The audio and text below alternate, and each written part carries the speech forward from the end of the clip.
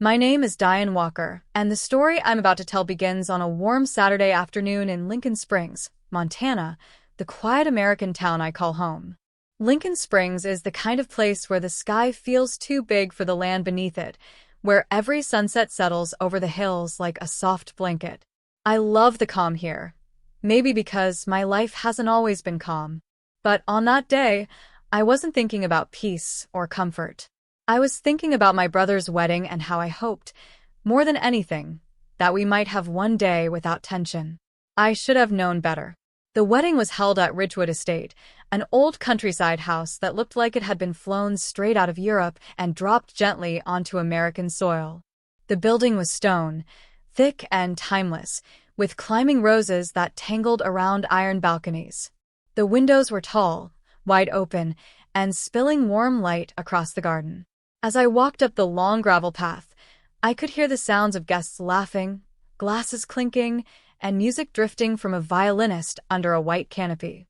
For a moment, I let myself believe the day would be beautiful. I wore a soft blue dress I bought for $140, simple but elegant enough for the occasion. I had tied my hair back loosely, letting a few strands fall around my face. I remember checking myself in the mirror before I left home, telling my reflection, "Just smile, Diane. Today is about family." I never imagined those words would turn into something painful. I never imagined that I would walk into a moment that would change everything between my brother and me. As I stepped into the garden, I saw Caleb, my older brother, standing near the flower arch. He looked handsome in a charcoal gray suit, his blonde hair combed perfectly to the side.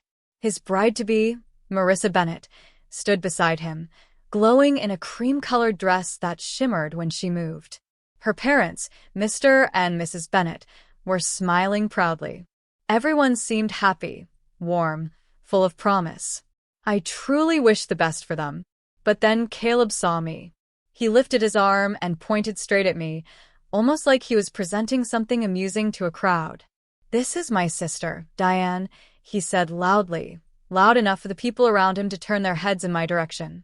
That part didn't hurt me. It was what came next that sliced through me like a cold blade. "Well," he added with a laugh, "not my real sister. She's an illegitimate child. We adopted her." I froze. The world seemed to stop for a full second, then rush forward too quickly. A few of the guests laughed along with him, as if I were a joke they all understood. Someone even whispered something to another guest, and they both snickered. Heat rose to my cheeks, not the pleasant kind, but the kind that stings like a burn. My legs felt weak. My hands trembled. I had walked in expecting kindness. Instead, I had been slapped with shame. I didn't know where to look. My eyes darted from Caleb's smirk to the flowers on the arch to the ground beneath my shoes. My throat tightened.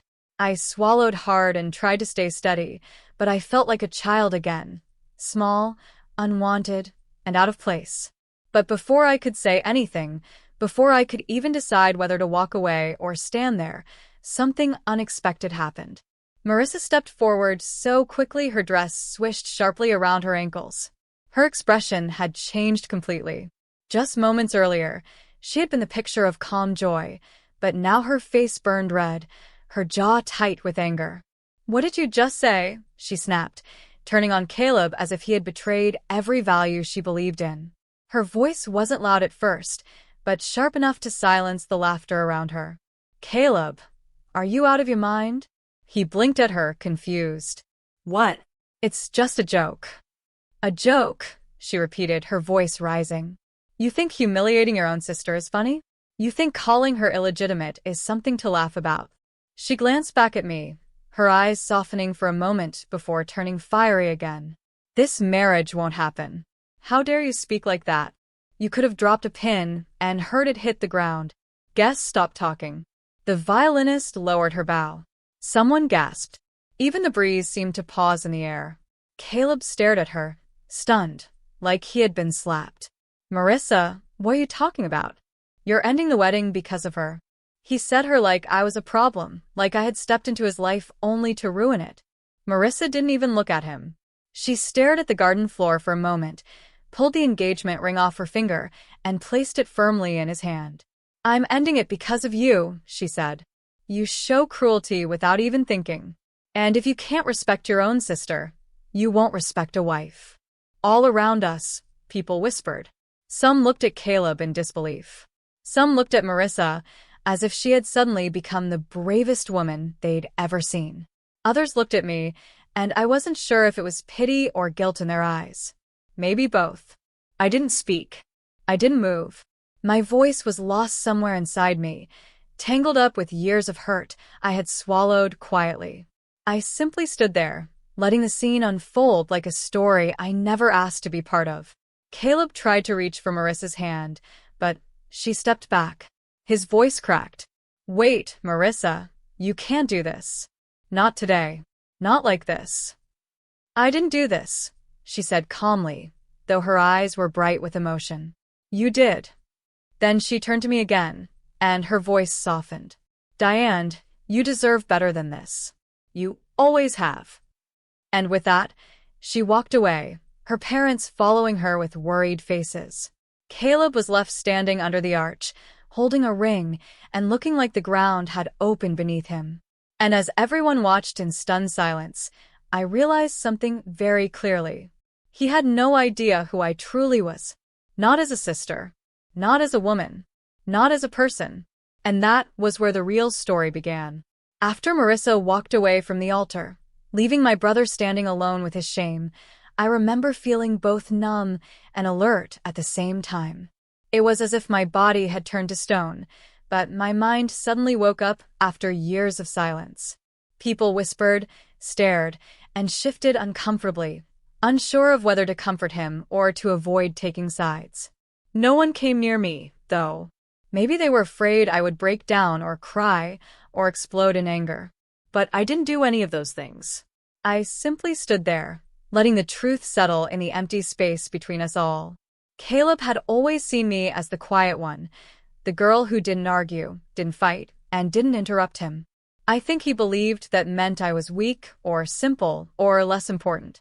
He never asked about my work, never asked how I lived, never asked if I needed anything. In fact, he often made it sound like I was the one depending on him, even though the truth was the complete opposite. It was almost funny, standing there in that expensive garden with all its polished stone fountains and European-style arches, realizing that the people who claimed to know me actually knew nothing at all. What Caleb didn't know, what hardly anyone knew, was that 4 years earlier, my life had taken a very different path.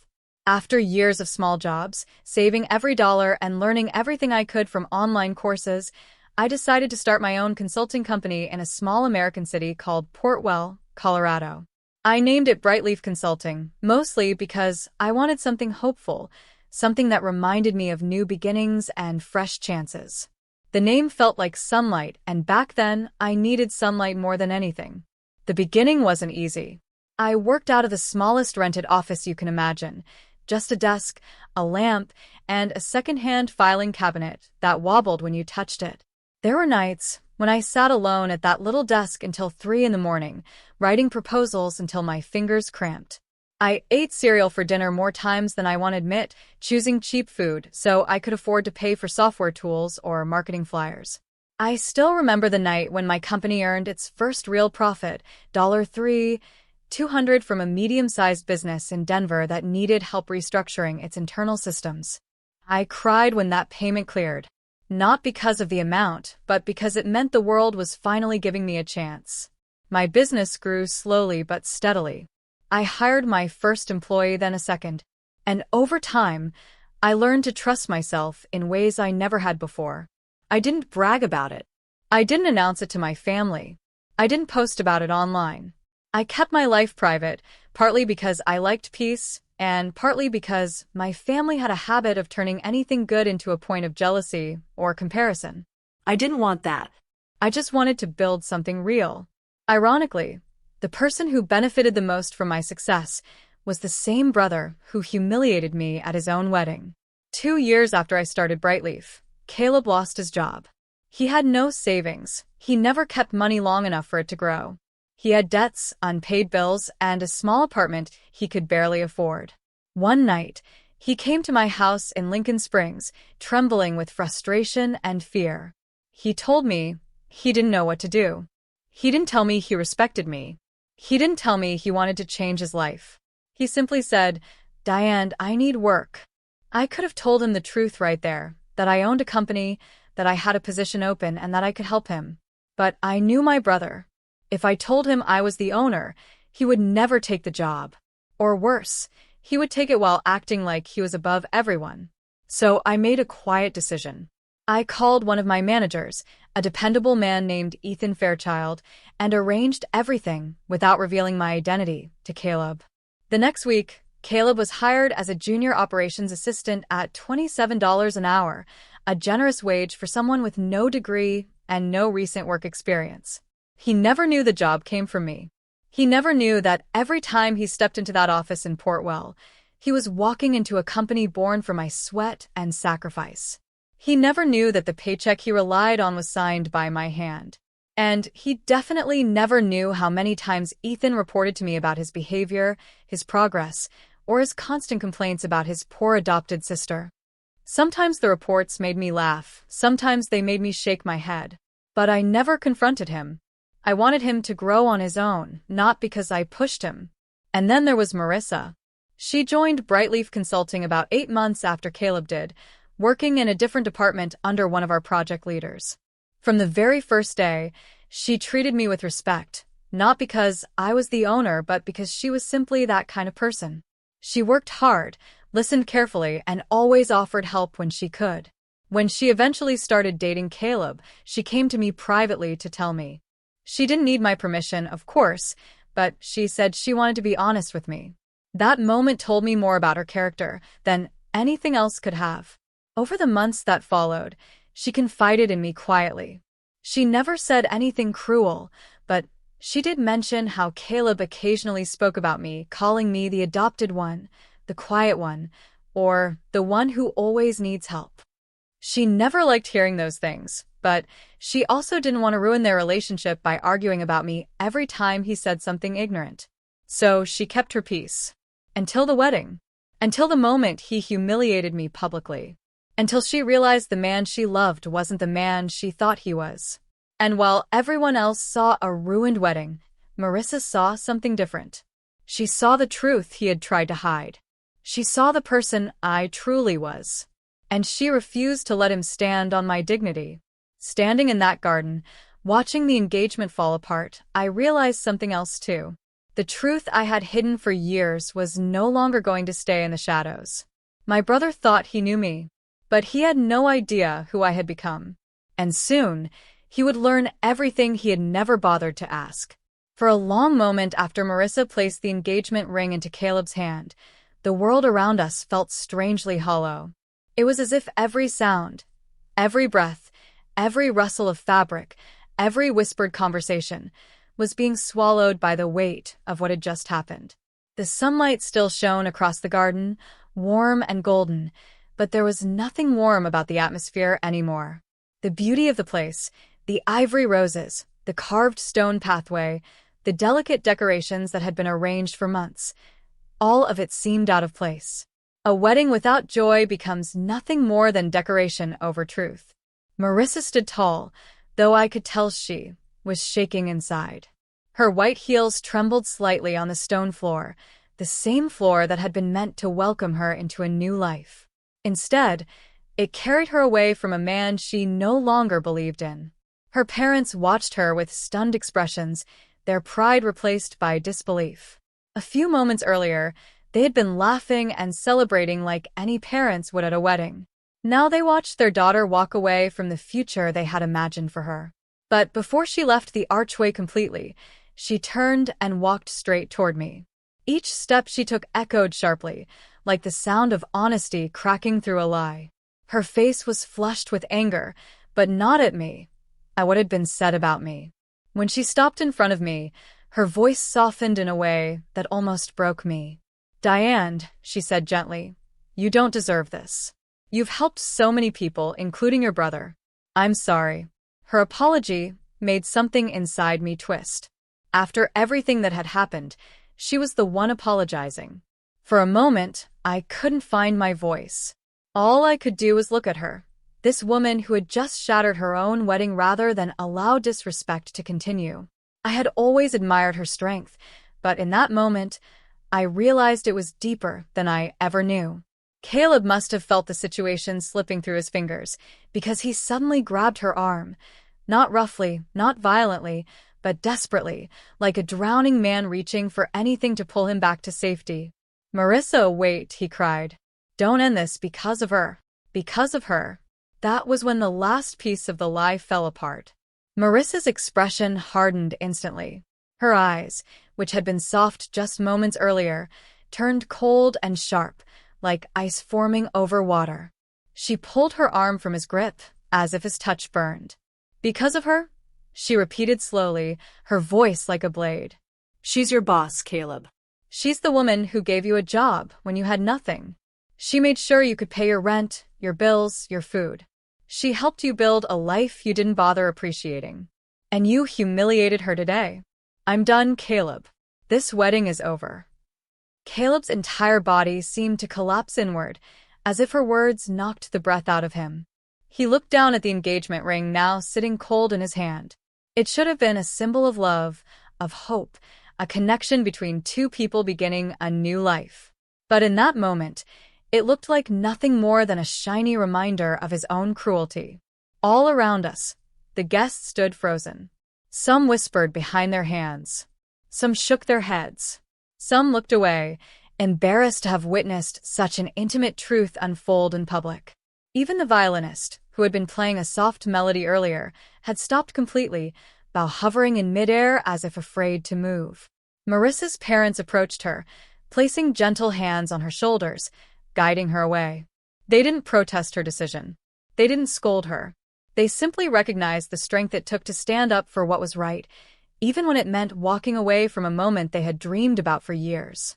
Then Marissa turned back to me one last time. "You don't need to stay here, Diane," she said. "Let's go." Her invitation was kind, but I didn't accept it. I rooted myself where I stood, not out of stubbornness, but because I had something left to say.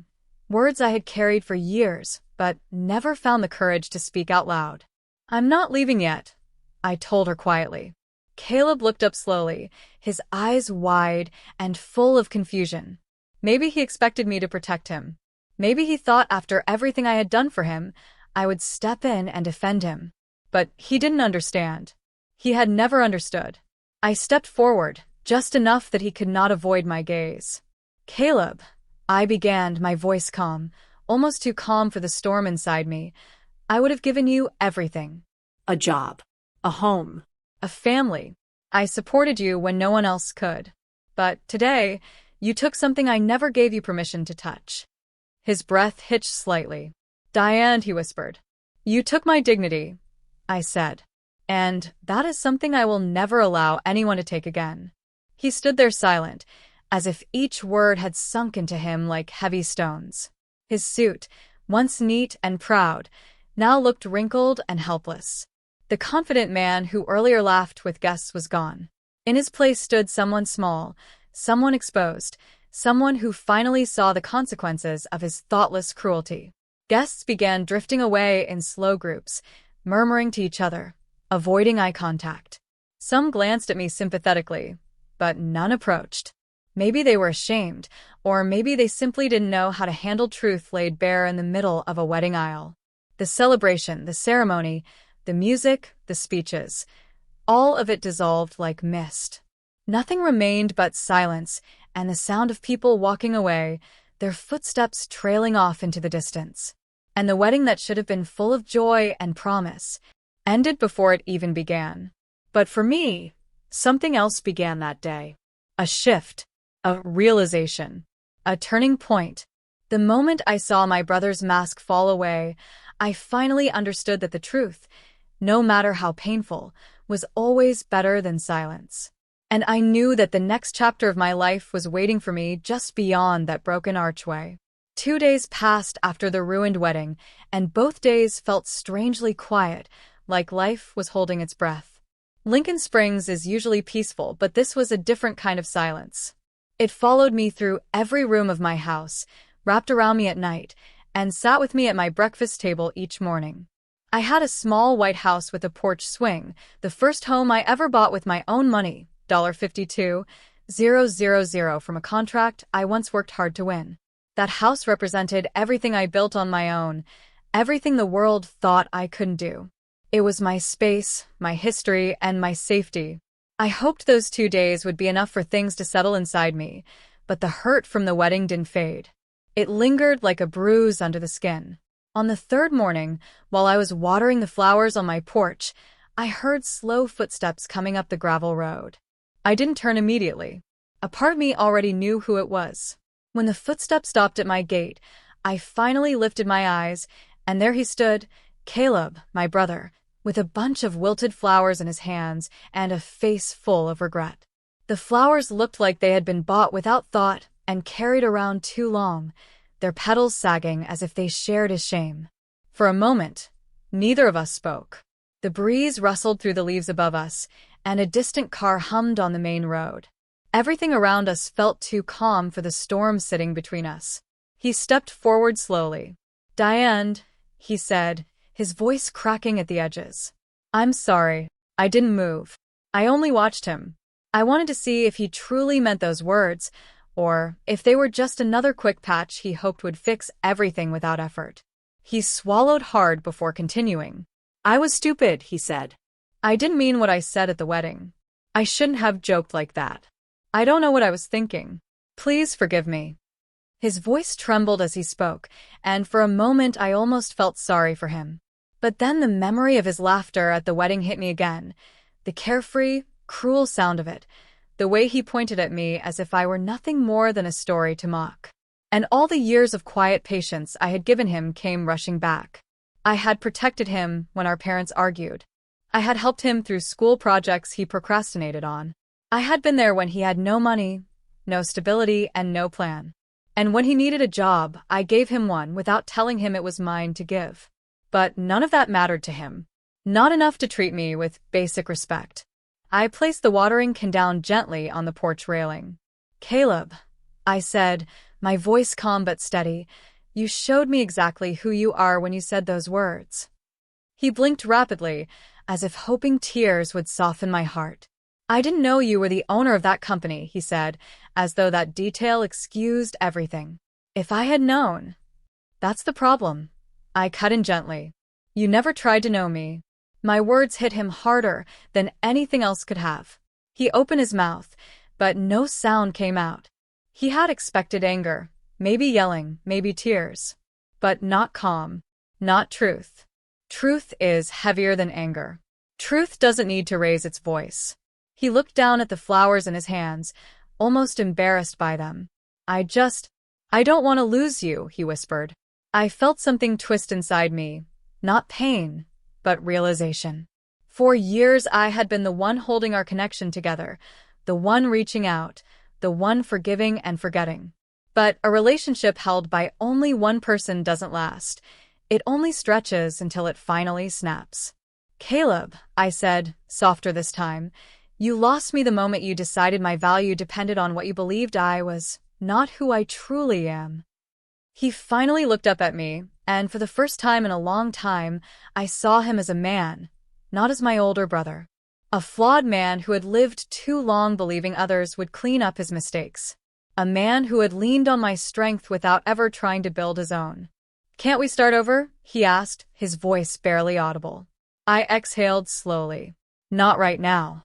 Then I shook my head. "Maybe not ever." His shoulders sagged. He seemed to shrink where he stood, shrinking into someone who finally understood what loss felt like. Not the kind of loss you cry about for an hour and recover from. The kind of loss that lingered, teaching lessons too late. I stepped back inside my doorway, holding the screen door with one hand. He took a small step forward, as if he hoped I might change my mind in one final moment of weakness. But I didn't. I didn't yell. I didn't cry. I didn't say anything cruel. I simply said, "Goodbye, Caleb," and gently closed the door. The click of the latch felt heavier than any shout. It was the sound of a boundary finally being drawn.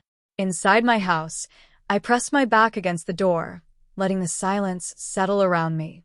My heart beat fast, not with sorrow, but with something else, something unfamiliar but strong. It was the feeling of choosing myself. I moved slowly through my living room, letting my fingers trail over the bookshelves, the framed photographs, the small glass trinkets I'd collected from trips to places like Newcastle in England or Savannah in Georgia, little reminders of the world beyond my past. Every object seemed to whisper that I had a life worth living, worth protecting. A life I had built brick by brick, dollar by dollar, lesson by lesson. That night, as I sat on my porch swing with a cup of mint tea, I watched the sunset spill orange light across the sky. The town was peaceful, children on bicycles in the distance, neighbors grilling dinner, dogs barking softly from porches. Everything looked ordinary, but my heart felt different, lighter, stronger, clearer. For the first time in my life, I understood the difference between forgiveness and freedom. Forgiveness was something I could offer quietly in my heart one day, maybe. But freedom was something I was claiming now. The wedding had ended. My bond with Caleb had changed forever. But my story was just beginning.